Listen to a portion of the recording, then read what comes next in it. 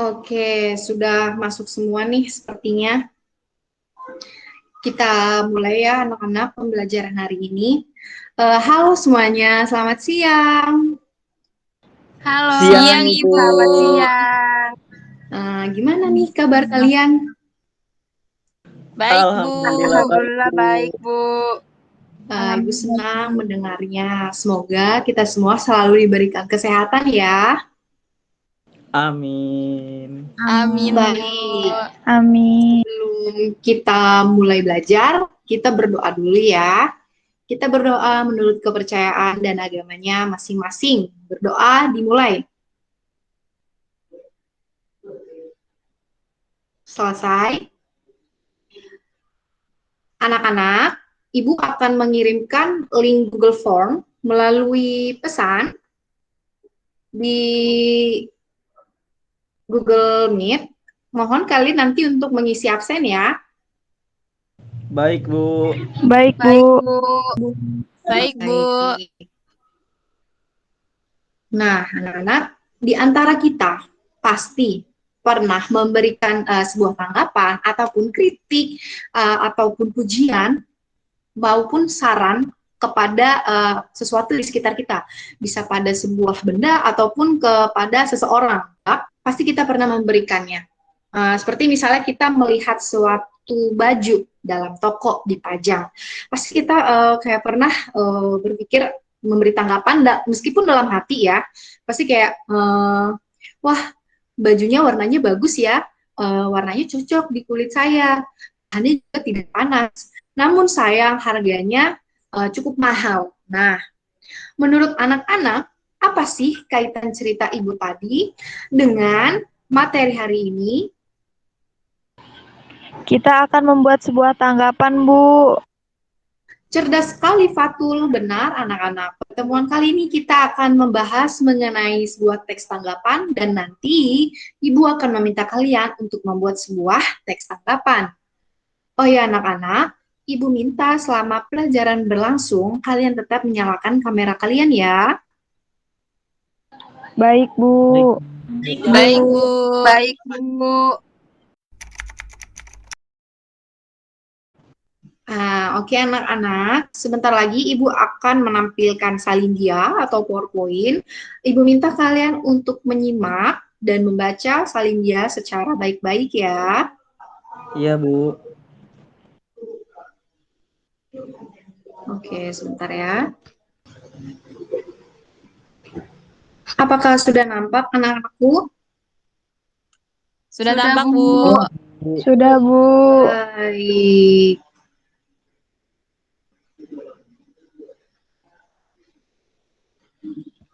Baik, hari ini kita akan membahas mengenai teks tanggapan. Apa sih teks tanggapan itu? Teks tanggapan merupakan jenis teks yang digunakan untuk meringkas, menganalisis, dan menanggapi suatu teks. Selanjutnya, apa aja sih struktur teks tanggapan itu? Yang pertama, ada konteks. Konteks ini berisi apa yang kita tanggapi, kapan peristiwanya terjadi, kemudian peristiwa apa sih, dan konteksnya itu lebih tepatnya seperti suatu identitas dari suatu hal yang akan kita berikan tanggapan. Selanjutnya ada deskripsi. Di deskripsi ini berisi tentang apa dan bagaimana sesuatu hal itu terrealisasikan atau suatu hal itu diciptakan ataupun dihasilkan. Dan selanjutnya ada penilaian. Penilaian ini isinya tentang tanggapan tadi. Apa yang ingin kita ungkapkan mengenai hal yang akan kita tanggapi. Bisa berupa baik atau buruknya. Yang selanjutnya ada bahasa teks tanggapan. Bahasanya di sini berupa bahasa deskriptif. Bagaimana? Apa sih maksudnya bahasa deskriptif itu? Nah, di sini kemampuan kalian dalam mendeskripsikan suatu hal itu diperlukan dalam menyusun sebuah teks tanggapan. Hal ini dapat dilakukan dengan pertama-tama kalian dapat mencatat apa saja hal-hal yang menarik dan juga menurut kalian tidak menarik, boleh kalian catat. Dan kamu juga, kalian semua harus memperhatikan kesantunan dalam berbahasa. Selanjutnya, kata-kata yang mengungkapkan penilaian, tentu saja karena kita membuat teks tanggapan, dapat berupa pujian ataupun kritik. Selanjutnya, ada ciri-ciri teks tanggapan. Ciri-ciri teks tanggapan, teks itu harus bersifat objektif, jadi berdasarkan fakta dan data, tidak dibuat-buat atau tidak direkayasa. Kemudian, ya tadi, harus menyampaikan tanggapan harus secara sopan, logis, dan jelas. Selanjutnya, karena kita membuat teks tanggapan, tentu harus terdapat penilaian akan kelebihan suatu hal dan kekurangan, jika ada kekurangan dalam hal tersebut. Yang selanjutnya, tentu dalam teks tanggapan, harus memuat saran.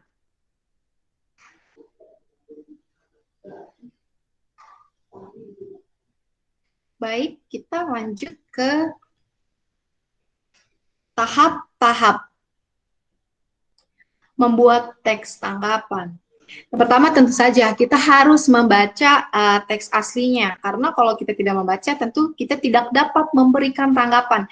Jadi kita harus membaca secara menyeluruh tentang teks ataupun hal-hal, tidak hanya membaca. Jadi kalau misalkan kita sedang ingin memberikan tanggapan tentang sebuah lukisan atau tentang sebuah video, nah itu kita harus menyimak secara baik-baik. Pokoknya kita harus mendalami tentang hal yang ingin kita berikan tanggapan. Kemudian setelah kita sudah menyimak tentang hal-hal yang akan kita berikan tanggapan, kita bisa mencatat gagasan-gagasan penting. Nah, gagasan-gagasan pentingnya ini bisa berupa hal-hal yang menarik menurut kita, hal-hal yang menurut kita itu merupakan kelebihan dari apa yang sedang kita ingin berikan tanggapan. Misalkan kalau kita sedang ingin menanggapi sebuah lukisan, kita harus mencari tahu apa sih kelebihan dari lukisannya ini. Kemudian kekurangannya juga bisa. Misalkan dalam lukisan tersebut ada kekurangannya, itu boleh kalian analisis. Yang selanjutnya itu menilai teks secara keseluruhan. Ibu tegaskan sekali lagi, ini bukan hanya sekadar atau perihal sebuah teks saja, bisa dari hal-hal lain seperti dari puisi pun bisa, atau dari lukisan bisa, atau dari hal-hal lain yang tidak hanya secara tertulis. Jadi kita harus menilai secara keseluruhan hal-hal yang ingin kita berikan tanggapan. Apakah menurut kalian hal ini sudah baik ataupun masih ada kekurangannya.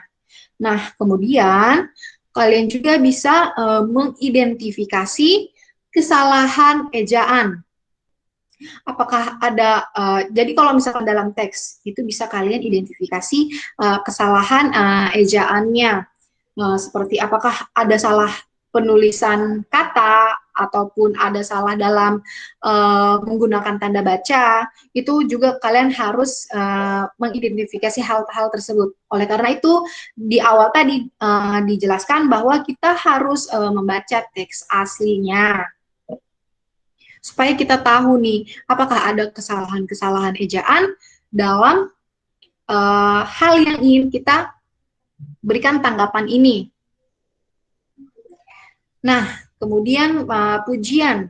Bagaimana sih cara menemukan hal-hal yang untuk dipuji? Yang pertama, kita harus berpikir positif, jujur kepada nurani, dan dilakukan dengan tulus. Tidak ada maksud lain gitu. Jadi memang tulus dari hati kita ingin memberikan pujian kepada hal tersebut. Yang selanjutnya, berikan pujian pada hal-hal khusus, misalkan pada hasil karyanya atau pada prestasi seseorang. Nah, contohnya yang bisa kalian lihat di Salindia, yaitu misalkan seperti ini. Wah, cerpenmu sangat menarik. Kamu pandai menulis ya. Nah, seperti itu contohnya anak-anak. Kemudian, puji orangnya, bukan objeknya. Kemudian, puji prosesnya, bukan hasilnya. Kita harus menghargai sebuah proses ya, ya anak-anak.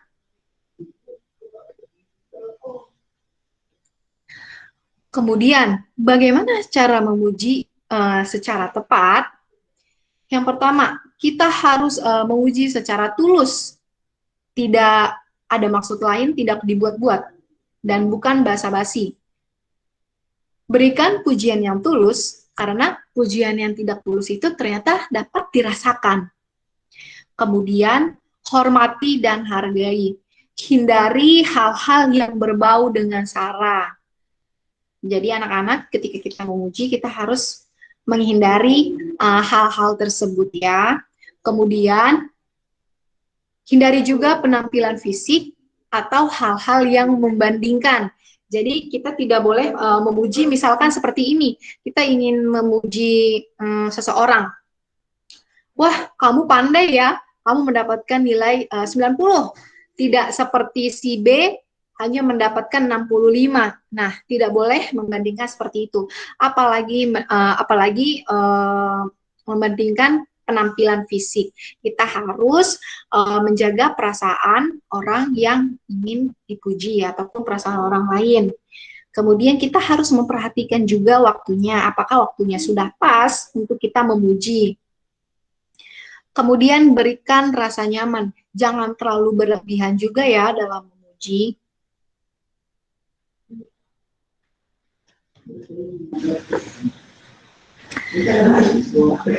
Nah, kemudian dalam memberi kritik, kita juga harus menghindari hal-hal berikut ini.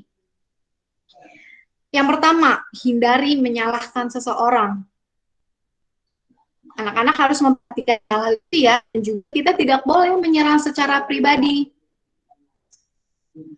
Kemudian hindari mencari-cari kesalahan, karena kita tidak menemukan hal-hal yang ingin dikritik, jadi kita terus mencari-cari kesalahan orang lain. Tidak perlu seperti itu ya anak-anak. Kemudian kita juga harus menghindari merendahkan orang lain, karena kita harus menjaga perasaan orang tersebut. Kemudian kita juga tidak boleh menjelekkan, kemudian menyakiti orang lain. Jangan sampai ketika kita selesai memberikan kritik, kita malah tidak lagi akrab dengannya, tidak lagi bercakap-cakap dengannya. Tidak boleh seperti itu ya, kita harus menjaga perasaan orang tersebut. Kemudian hal-hal remeh itu tidak perlu anak-anak berikan kritik. Kemudian anak-anak juga harus memperhatikan waktu. Jangan melakukan kritik di depan umum untuk menjaga perasaan orang yang ingin kita kritik. Itu konteksnya jika kita ingin mengkritik seseorang ya teman-teman. Kalau kita ingin mengkritik mengenai sebuah karya, kalian pun harus menjaga perasaan sang pembuat karyanya. Jadi kita harus menjaga perasaan. Kemudian perhatikan juga penggunaan bahasa. Jangan sampai bahasa yang kita gunakan itu menyakiti perasaan orang lain. Nah, kita telah selesai pada akhir materi. Ibu yakin seluruh anak-anak ibu memperhatikan secara baik apa yang ibu jelaskan tadi. Sekarang ibu minta Adinda untuk menjawab pertanyaan ibu. Pertanyaannya adalah, apa saja sih struktur dari teks tanggapan? Struktur teks tanggapan itu ada 3, Bu. Yang pertama, konteks, deskripsi, dan penilaian. Cukup, Bu. Cerdas sekali Adinda, terima kasih. Sama-sama, Ibu. Nah, selanjutnya Ibu mau Esti menjawab pertanyaan Ibu ya. Esti, Boleh jelaskan kepada Ibu apa itu konteks dalam struktur teks tanggapan? Baik, Bu. Konteks di sini dimaksudkan itu yaitu identitas dari hal yang kita tanggapi, seperti apa yang ditanggapi, dan kapan peristiwa itu terjadi. Seperti itu, Bu. Wah, murid-murid Ibu ternyata sudah pintar-pintar. Sekarang Ibu minta Randi menjawab pertanyaan Ibu. Randi, Baik, apa Bu. saja hal-hal yang perlu Randi perhatikan ketika Randi ingin mengkritik? Jadi hal-hal yang perlu diperhatikan ketika mengkritik itu yang pertama ada waktu, selanjutnya tidak menyerang secara pribadi, tidak mencari kesalahan, tidak merendahkan, dan tidak menjelekkan dan menyakiti orang lain, Bu. Wah, benar sekali anak-anak apa yang dikatakan oleh Randi. Nah, sekarang Ibu akan membagi kalian ke dalam 2 kelompok. Apa tujuan Ibu membagi kalian dalam 2 kelompok? Nah, di sini sudah Ibu tampilkan sebuah puisi. Ada 2 puisi. Ini puisi yang pertama dan ini puisi yang kedua. Ibu minta nanti masing-masing kelompok mengerjakan tugas yang telah Ibu buat dalam LKPD, lembar kerja peserta didik, yang akan Ibu bagikan di WhatsApp group. Nah, Ibu yang membagi kelompoknya ya. Baik, Bu. Baik, kelompok pertama itu ada Fatul, Randi, dan Esti. Kelompok 2 ada Kiran dan Adinda. Nah, masing-masing kelompok ini seperti kata Ibu tadi, silakan kerjakan tugas yang telah Ibu bagikan melalui LKPD di WhatsApp group. Ibu beri kalian waktu 15 menit. Apakah cukup? Cukup, Bu. Cukup. Bu. Baik, sekarang kalian boleh berpindah ke WhatsApp group tanpa mematikan Google Meet ini ya. Silakan. Baik, Bu. Bu. Baik, Bu. Ya. Boleh dimatikan kameranya selama diskusi.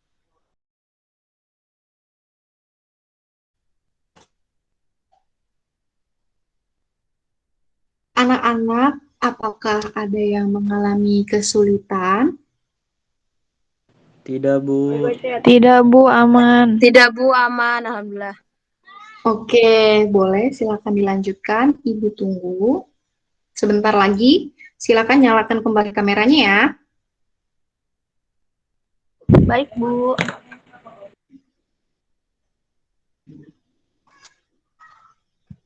Sudah selesai?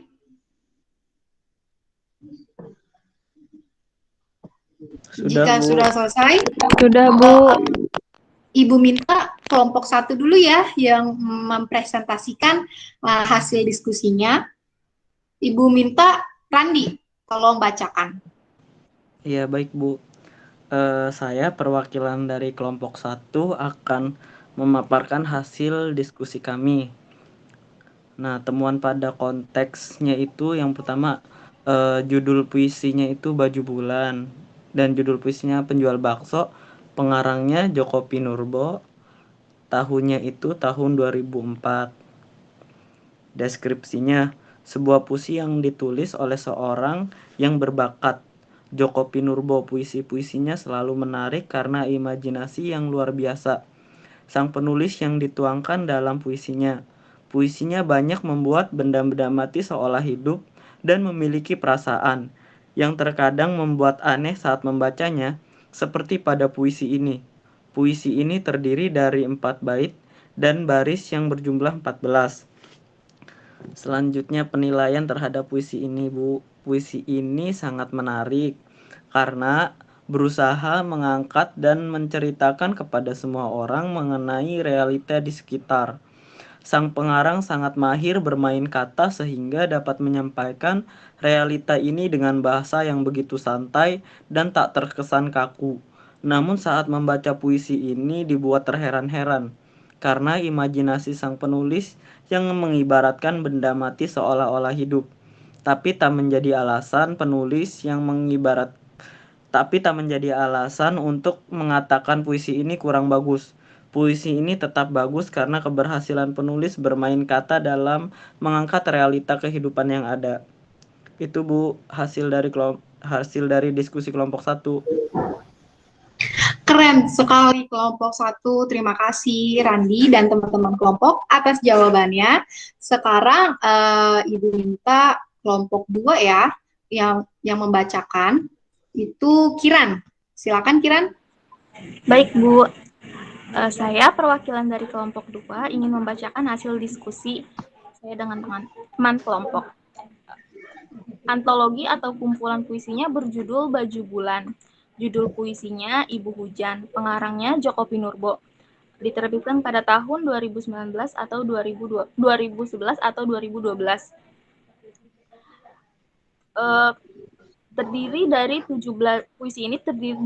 Buku puisi ini terdiri dari 17 baris dan 5 bait puisi. Djoko Pinurbo dengan imajinasinya berusaha mengajak pembaca masuk ke dalamnya. Ia menghidupkan benda-benda mati layaknya makhluk hidup. Dalam puisi ini, ia menghidupkan sebuah benda mati seolah-olah menjalani hidup layaknya manusia, yang sesungguhnya ia sedang mengangkat sebuah cerita pada kenyataannya. Menurut saya, pengarang puisi ini cerdas bermain kata saat menciptakan puisi ini. Kecerdasannya ini tak mungkin ia dapatkan dalam sekejap, pasti karena latihan dan kegigihannya dalam menulis. Puisi ini sama dengan puisi-puisi yang saya temui. Sang pengarang berusaha mengangkat kenyataan dalam kehidupan sehari-hari, namun dengan bahasa yang sangat menarik. Namun terkadang membingungkan karena pemilihan kata yang ia gunakan tak seperti puisi pada umumnya. Pengarang ini memiliki karakternya sendiri. Cukup, Bu. Ibu sangat bangga dengan kalian yang sangat pintar-pintar ini. Terima kasih Kiran atas jawabannya. Terima kasih juga untuk anak-anak semua yang telah berpartisipasi aktif dalam diskusi hari ini. Nah, anak-anak, apa yang kalian kerjakan tadi sesungguhnya merupakan bagian dari struktur teks tanggapan. Sebagai tugas, Ibu minta kalian membuat teks tanggapan dari apa yang telah teman-teman kalian baca tadi. Kalian buat dalam bentuk Word dan kalian kirim melalui WhatsApp group ke grup kelas ya. Baik, Bu.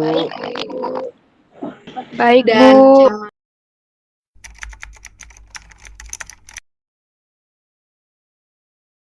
lupa anak-anak untuk mengisi absen hari ini. Link Google Form telah tersedia pada pesan dalam ruang Google Meet ini.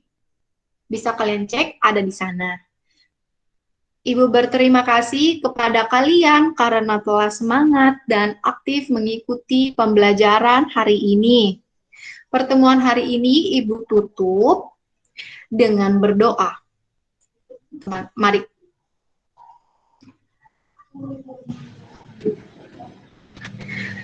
Anak-anak, sebelum kita menutup jumpa kita hari ini, mari kita berdoa menurut agama dan kepercayaannya masing-masing.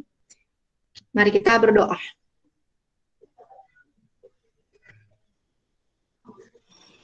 Berdoa selesai. Terima kasih anak-anak telah mengikuti pelajaran hari ini. Sampai jumpa pada pertemuan berikutnya. Sama-sama, Bu.